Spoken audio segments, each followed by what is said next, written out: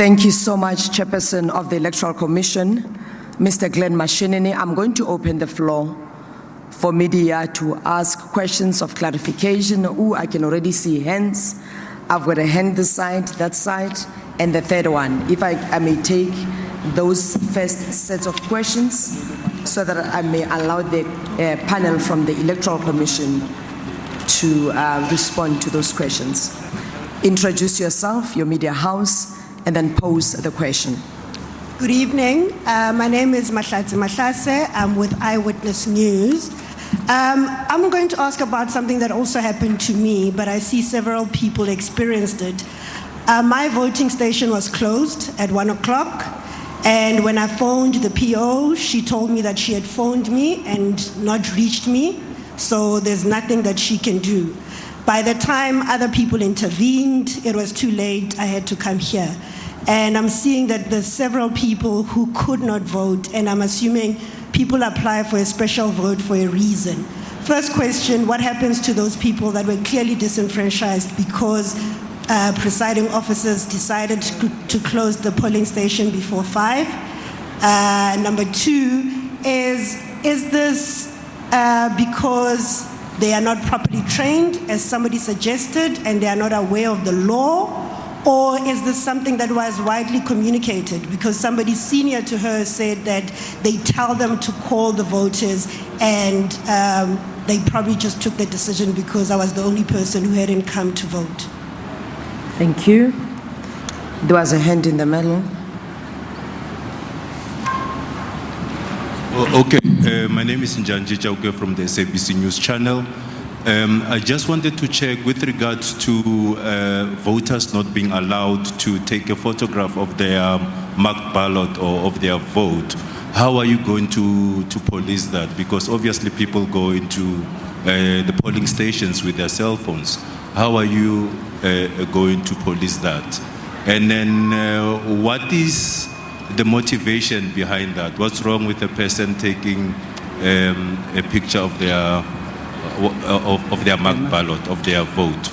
And then we just want an update with regards to the security situation, because obviously that will determine if this was indeed a free and fair election or not. Yesterday already we have seen some flashpoints in KwaZulu-Natal where councillors were attacked, driven away. There are 1 or 2 polling stations where IEC officials were refused access, and as a result, voting didn't take place. What is the latest update, and how are you engaging the security forces going forward? Yesterday, you did tell us that you are engaging them. Please give us an update with regards to that. Thanks. All right. Thank you. Thank you, Sibunga Alwa from Newsroom Africa. My question is in a way related to Njanji's question. It's relating to the security situation. I think there were about 8 voting stations in KwaZulu-Natal that opened late.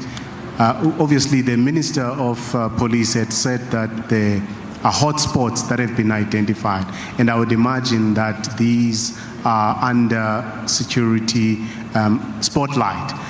Do you have any guarantees, or can you guarantee South Africans that come tomorrow, all voting stations will be open and that there won't be any interruptions? Okay.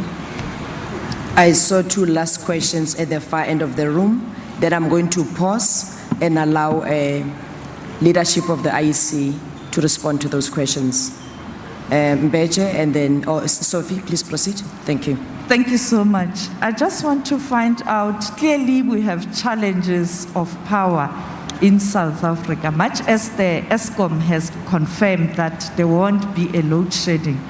But it looks like in terms of maintenance of the infrastructure that is supposed to provide electricity in the country, it is a problem as witnessed yesterday.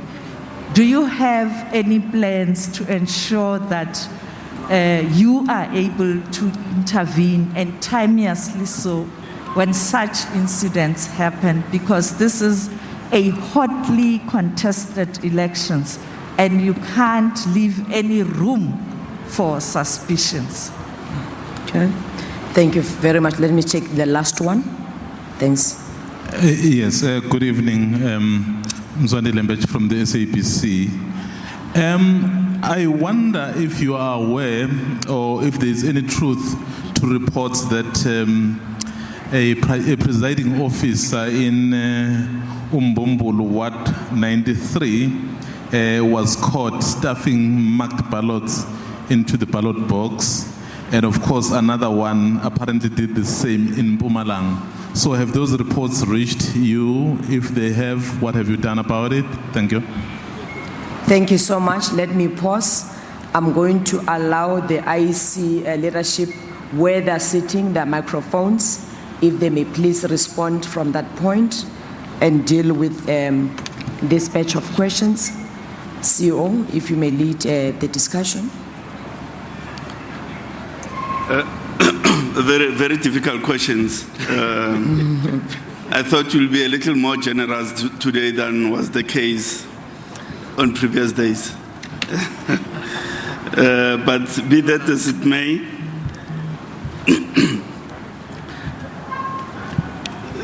the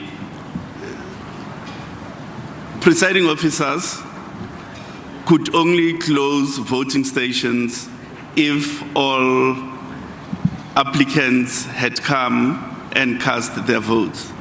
So indeed, it is an aberration if the station was closed before everybody was serviced. It ought not to have been like that. And we regret, of course, that inconvenience. Now, what happens is that the people affected will have an opportunity to go to the voting stations tomorrow. The photograph of the ballot. I think the issue is not so much policing people, but rather persuading people to desist from taking the photograph of the marked ballot. Why? This is to protect the secrecy of their votes. Because that possibility of taking a marked ballot can be used quite nefariously. There have been instances in the past where employers, especially for domestic workers, would say, go to the station, mark your ballot in a particular way, come back with proof that you voted in a particular way. So it's about protecting the secrecy, yet at the same time protecting those vulnerable groups in society who may, at the behest of their bosses and employers, may be subject to abuse of that type. So it is intended for that.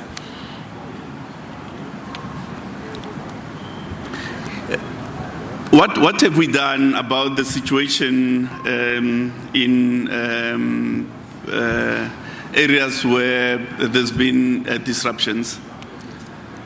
We have commenced with processes of replacing that staff, because the staff comes from those communities. They've been intimidated, they're afraid that their houses may be burnt and so on. So the first thing is to replace that staff and then beef up the levels of security. Can we guarantee that there won't be disruptions tomorrow? No. What we can guarantee is our commitment to ensure that all stations open and that everybody is availed an opportunity to cast their ballot. That's our guarantee and commitment. Power.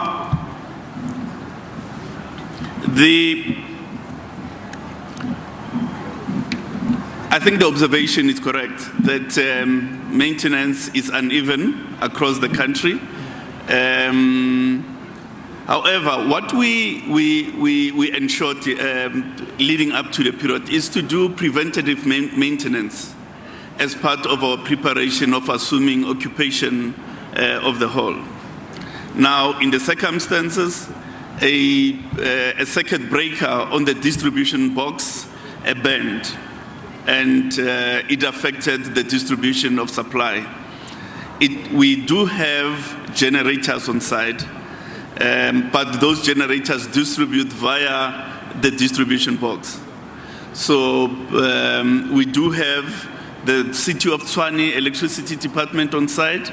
We do have electricians from our service providers, and we do have ESCOM on site, so that we are able to react a lot quicker than was the case yesterday. We've not received reports of marked ballots being stuffed and so on. If indeed it is so that a person was caught, would want that person arrested and prosecuted, because it amounts to treason to subvert the will of the voter in the manner that person was doing. So we are one mind, and that person, if indeed that has transpired, must be arrested, and they must face the full might of the law. We cannot allow anyone to subvert the will of the South African electorate. Thank you. CEO, let me allow Dr. Masuku to deal with the issue of training of electoral staff. Okay.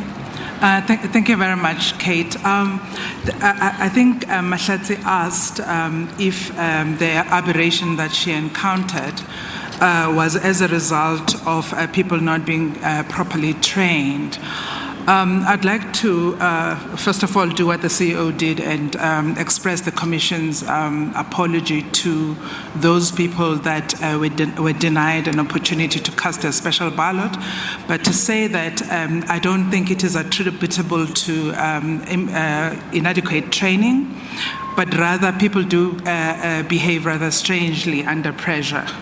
That's really what I have to offer. I know it's not a satisfying answer, but it is simply the human factor as opposed to inadequate training. Thank you.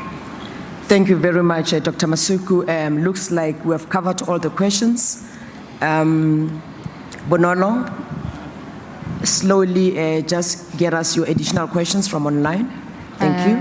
We have 2 questions from our online portal. The first one comes from Ahmed Mohammed, and he'd like to know, is any color of pen okay for voting day?